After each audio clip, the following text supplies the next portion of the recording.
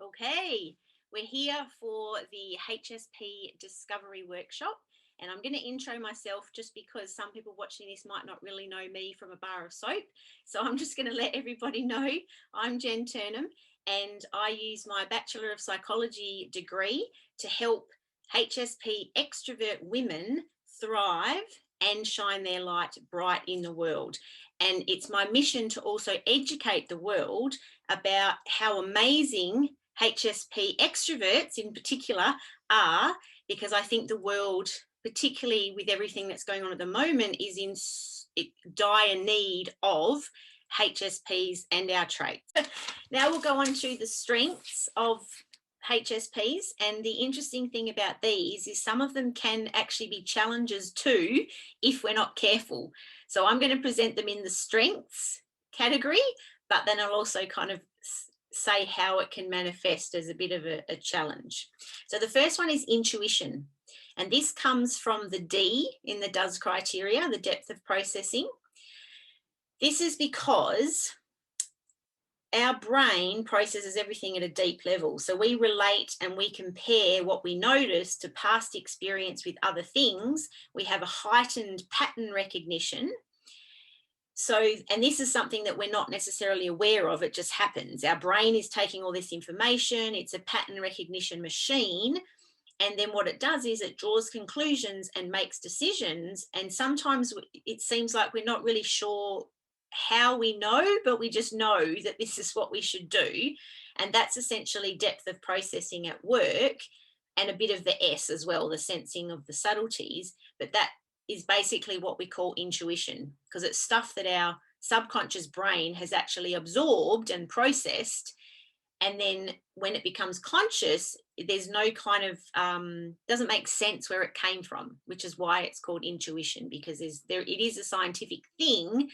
But HSP extroverts are very good at intuition because our brain is that kind of overactive, taking a lot more in and processing and recognizing the links, the patterns. It just kind of links it all together, and then we come up with some pretty unique conclusions sometimes, but they're very spot on most of the time. So my experience with HSP extroverts, however, and this is where it can kind of be a challenge, is we don't trust our intuition, or we override it because of our tendency to give others the benefit of the doubt.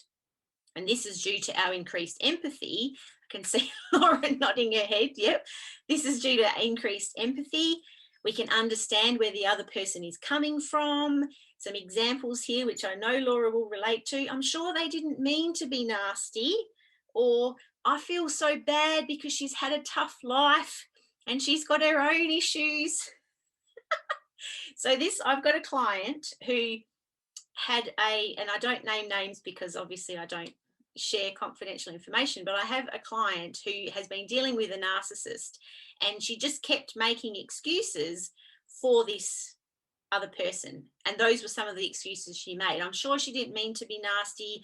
She's had a tough life. So we keep making excuses for these people instead of trusting our intuition. So I think that's something that we can all probably work on improving, is trusting your gut, or trusting whatever you call it, and not overriding it because it's spot on every time.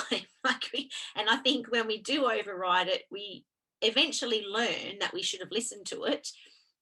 But if we can learn to trust it and listen to it in the first place, it can actually keep us out of a lot of scrapes. But I hope that explains why we tend to override it. It's because the other traits of us are kind of coming in, and we're not trusting it as much as we should.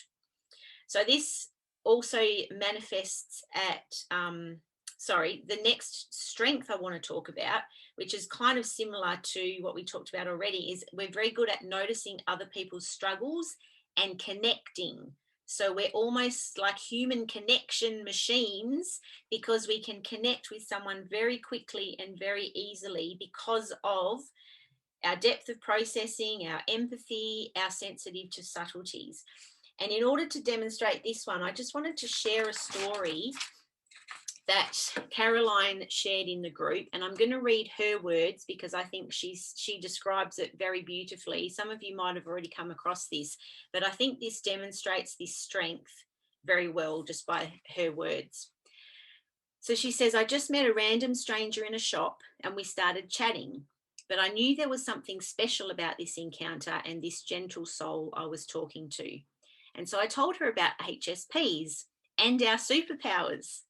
And she burst into tears and told me that she had experienced a shocking day at work and she was shopping to calm down before she went home after being told that she helped a student too much in class to deal with his feelings and emotions. Her colleague was reprimanding her for her compassion and empathy. Grrr, says Caroline. She is convinced that spirit guided us both to come together so randomly because neither of us ever shopped there, etc., etc., etc. According to her, they brought us together because she desperately needed to hear my words, and now she understood what she had experienced at work earlier. She was keen to meet again and learn more about the trait. We swapped numbers after spending 2 hours in the freezing car park talking as she cried silent tears, mostly from relief and validation. She is just such a gentle, loving soul. What a truly beautiful moment I was given, and I definitely treasure these when they happen as a gift to remember and not take for granted. I know without a doubt that I changed that woman's world tonight. I know that she will go home and share it with her family, and then at work, and then she will Google the HSP trait and learn more and more about herself and all the incredible gifts that we bestow on the world. She will in turn teach her students for many years to come about the trait that is associated with sensitivity. And the boys at that school will be all the richer for her and I connecting tonight in a dark parking lot in a suburban shopping area. So I thought that was a really beautiful way to demonstrate the fact that we're very good at noticing others' struggles and we're very good at connecting with people. So the main thing I want to kind of highlight with that strength is never underestimate your ability to brighten somebody's day, because that's a really powerful thing that the world needs much more of. The next strength I want to talk about is compassion.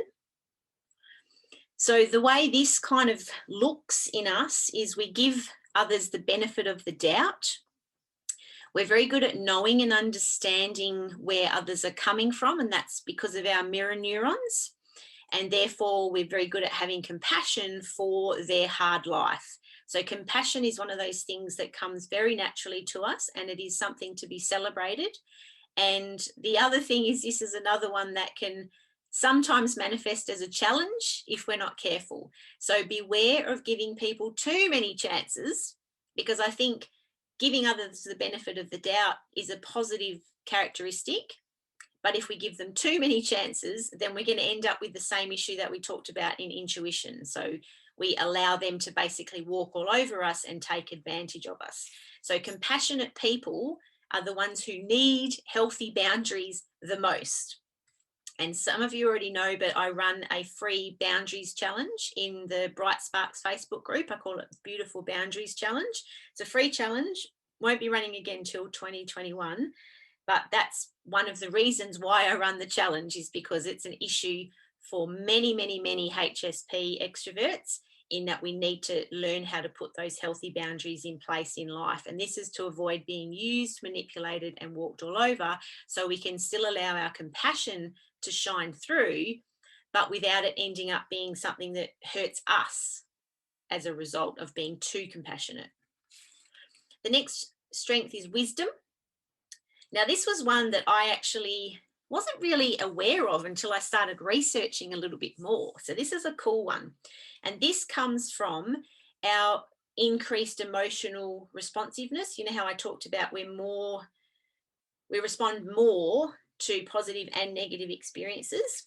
So there's recent scientific thinking that basically places emotion at the center of wisdom. So the reason being is that emotion is felt after an event. So what it does is it serves to help us remember what happened and learn, which is the really important thing, which is what leads to wisdom. So say, for example, we make a mistake. We're more upset than a non-HSP would be, which leads to increased thinking, sometimes overthinking, but that also then increases our potential for learning and then avoidance of making the same mistake next time. So that's again another positive spin on some things that can frustrate us, that overthinking, is think of it as this is just my brain processing it and learning potentially from that mistake so I don't make it again. And then on the flip side of that, let's say we experience a success, because we're more delighted than a non-HSP would be, again, that leads to increased thinking about it and then the increased likelihood that we're going to be able to repeat that success. So this whole wisdom concept and how it relates to emotions probably then also explains that vantage sensitivity that I talked about earlier, that we respond better to positive experiences because of the way our brains work and this whole wisdom factor. So therefore, because of that, because of these increased emotions, which lead to increased thinking and therefore increased learning, that's what then leads to greater wisdom, which is why scientists are now suggesting that HSPs are more wise than non-HSPs, which I think is really cool. So any questions about the strengths before we get into the challenges of HSPs? Nope. All good? Okay.